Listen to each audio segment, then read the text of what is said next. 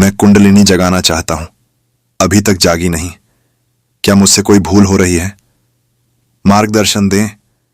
जगदीश भैया, कुंडलिनी ने तुम्हारा कुछ बिगाड़ा? सोई है बेचारी को सोने दो। काहे पीछे पड़े हो? तुम्हें और कोई काम नहीं? कुंडलिनी क्यों जगाना चाहते हो? फिर जग जाए तो फिर आकर कहोगे कब इसे सुलाओ। कब ये कुंडली जग गई, अब ये चैन नहीं लेने देती। शब्द सुन लिए, और शब्द सुन लिए तो शब्दों के साथ वासना जुड़ जाती है। कुंडलिनी जगाने की भी कोई जरूरत नहीं है। कुंडलिनी जगाने का भी एक शास्त्र है, लेकिन उससे गुजरना आवश्यक नहीं है। जीसस बिना उससे गुजरे पहुंच गए, बुद्ध उससे बिना गुजरे पहुंच गए, महावीर पहुंच गए। उस रास्ते से जाना आवश्यक नहीं, और उस रास्ते से जाना खतरनाक भी है, क्योंकि शरीर की प्रसुप्त शक्तियों को छेड़ना खतरे से खाली नहीं है। अच्छा तो यह है कि उन्हें बिना छेड़े गुजर जाओ। उन्हें छेड़ने का सबसे बड़ा खतरा तो यह है कि हो सकता है तुम फिर उन पर काबू ना पा सको। तुम्हारे भीतर इतना बड़ा विस्फोट हो कि तुम्हारी समझ के बाहर पड़ जाए। समझ के बाहर पड़ ही जाएगा, और तुम अगर नियंत्रण ना पा सको तो विक्षिप्त हो जाओ। इस सदी का एक बहुत बड़ा सद्गुरु था जॉर्ज गुरुजी। वो कुंडलिनी के बहुत खिलाफ था। खिलाफत के कारण वो कुंडलिनी को उसने नया नाम ही दे दिया था, कुंडा बफर। संगीत बफर लगे रहते हैं ना, तुमने देखे हो। ट्रेन के दो डब्बों के बीच में जो लगे रहते हैं उनको कहते हैं बफर। उससे कभी टक्कर वगैरह हो जाए तो डब्बे एक दूसरे पर नहीं चढ़ जाते। संगीत वो जो बीच में बफर लगे रहते हैं वह धक्के को पी जाते। ऐसे कार में ही स्प्रिंग लगे रहते हैं, वह भी बफर है। उनके कारण भारतीय रास्ते पर भी कार चल सकती है, नहीं तो पुणे से बंबई ही नहीं पहुंच सकती। और दूर की तो बात छोड़ो, स्प्रिंग तुम्हारी चोटों को पी जाती है, नहीं तो वह चोटें तुमको पीनी पड़ेगी। मल्टी फ्रैक्चर हो जाएगा। बंबई पहुंचते पहुंचते उतरोगे नीचे तो घर के लोग ही नहीं पहचान पाएंगे कि तुम ही हो। संगीत शरीर की एक ऊर्जा है जो शरीर और आत्मा के बीच बफर का काम करती है, नहीं तो शरीर के भीतर आत्मा का रहना मुश्किल हो जाए, असंभव हो जाए। उस ऊर्जा की एक परत तुम्हारी आत्मा को घेरे हुए है।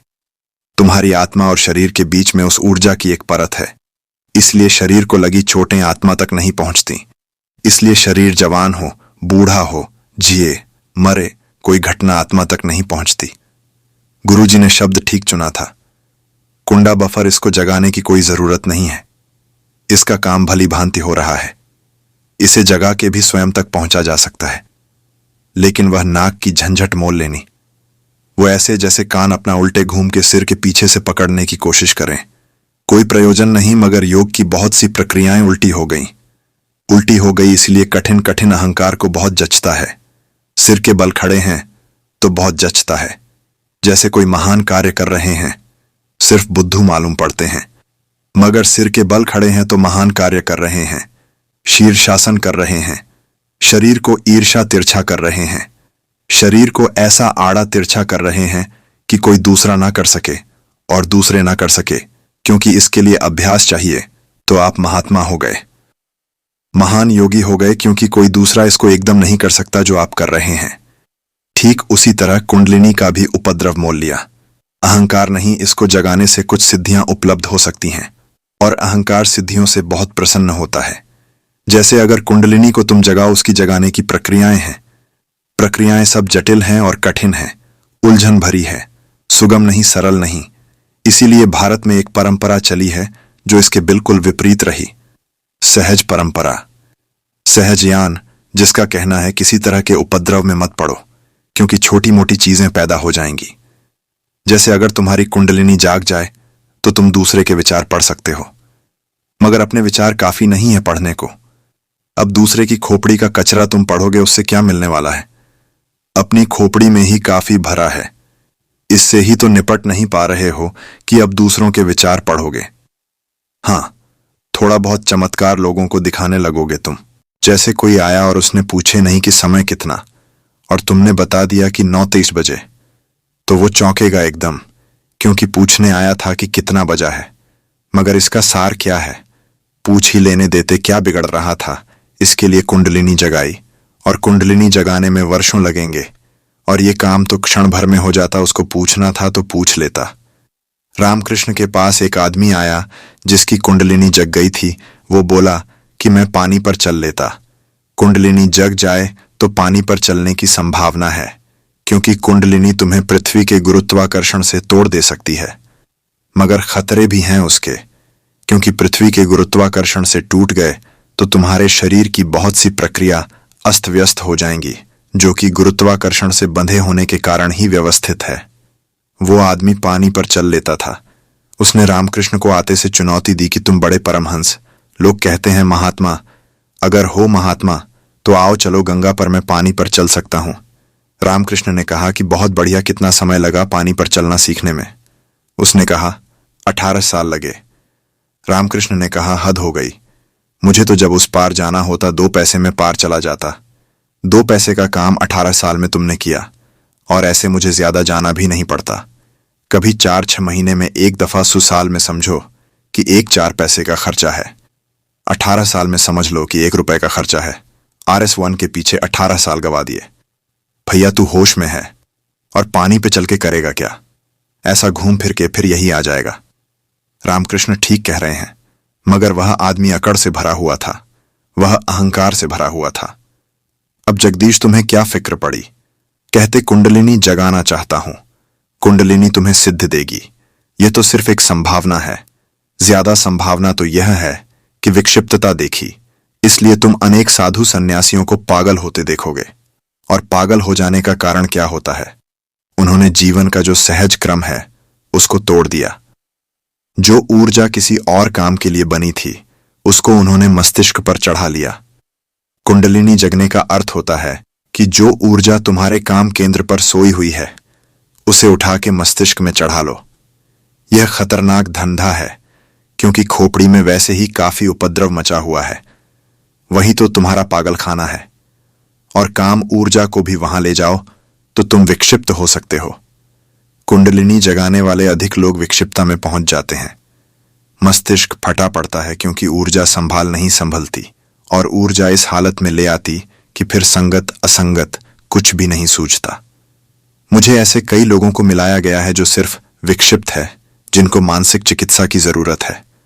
और उनकी बुनियादी भूल वही है जगदीश जो तुम करना चाहते हो।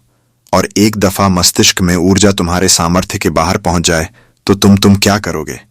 तुम्हारे बस के बाहर बात हो जाएगी। कुंडलिनी जगाने की कोई आवश्यकता नहीं है।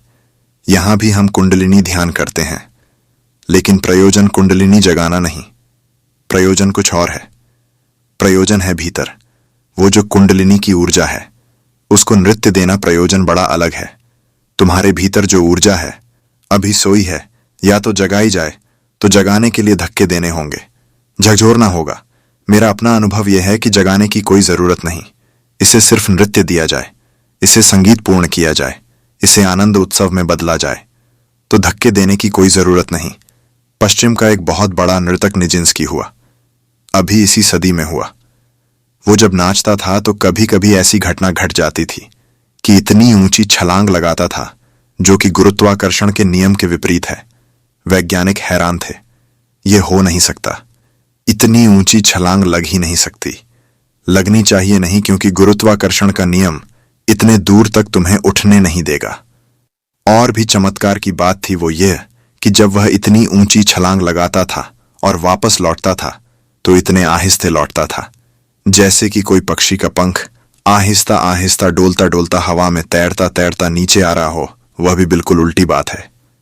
गुरुत्वाकर्षण एकदम से खींचता है चीजों को, जैसे कोई पत्थर गिरे ना, कि कोई पंख। निजिंस्की से जब भी पूछा गया कि तुम कैसे करते हो तो वह कहता है कि यह मैं खुद भी सोचता हूं, लेकिन मैं करता हूं, यह बात ठीक नहीं है, यह हो जाता।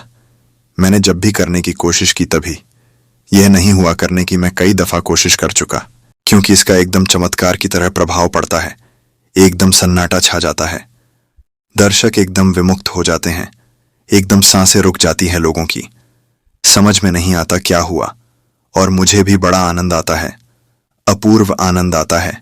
एकदम भीतर शांति हो जाती है, जैसे नहा गया भीतर, जैसे आत्मा नहा गई।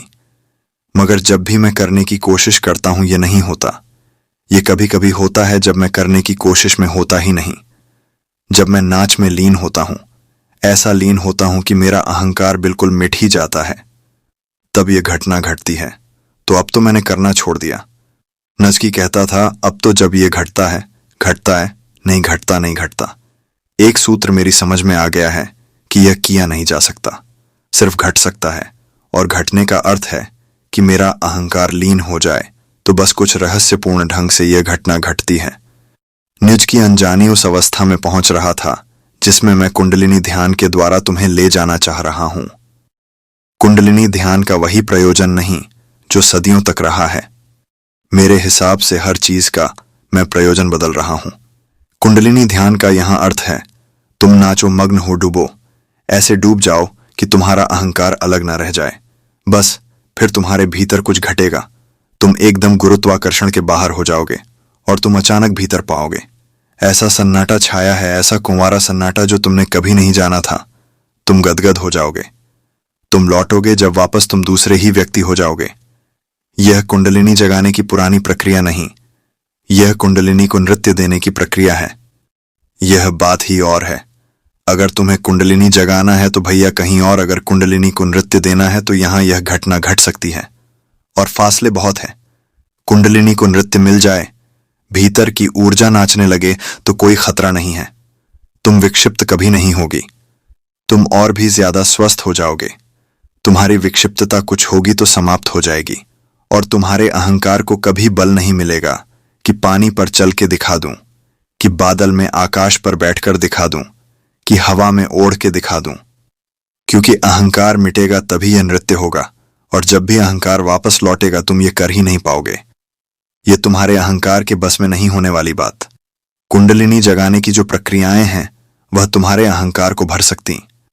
ये प्रक्रिया तुम्हारे अहंकार को मिटाती पचती। पतंजलि ने जब सूत्र लिखे थे उस समय को 5000 साल बीत गए। 5000 साल में आदमी को बहुत कुछ अनुभव हुए। पतंजलि खुद भी अगर आज वापस लौटे तो मुझसे राजी होंगे, क्योंकि 5000 साल में जो मनुष्य को अनुभव हुए, पतंजलि को उनका हिसाब रखना पड़ेगा। उनके आधार पर फिर से योग सूत्र लिखना होगा। बुद्ध को हुए 2500 वर्ष हो गए, महावीर को हुए 2500 वर्ष हो गए। काफी समय है ये। दुनिया बैलगाड़ी से जेट विमान तक पहुंच गई। मनुष्य वैसा ही नहीं रहा जैसा था। और इस बीच हमने जो अनुभव किए, उन अनुभवों ने हमें बहुत कुछ सिखाया है। मैं जो भी ध्यान की प्रक्रियाएं दे रहा हूं वे अधुनातन हैं। अगर पुरानी प्रक्रियाएं भी उपयोग कर रहा हूं तो उनमें से उस सब को काट दिया है जिनसे तुम्हें खतरे हो सकते हैं, और उस सब को जोड़ दिया है जो कि इन 2500, 3000, 5000 सालों के अनुभव से जोड़ा जाना चाहिए। यह एक अभिनव प्रयोग हो रहा है। अगर शब्द मैं पुराने भी उपयोग कर रहा हूं, क्योंकि शब्द तो पुराने ही हैं, सभी शब्द पुराने, कोई ना कोई शब्द उपयोग करना होगा, तो भी मैं उनको अर्थ अपने दे रहा हूं। पुराने शब्दों के वृक्षों पर अपने अर्थ की कल मैं लगा रहा हूं। इसलिए तुम मेरे शब्दों को ठीक पुराने अर्थों में मत लेना, नहीं तो तुम मुझे नहीं समझ पाओगे। तुम कुछ का कुछ समझ लोगे, तुम वंचित ही रह जाओगे उस अनूठे प्रयोग से जो यहां चल रहा है।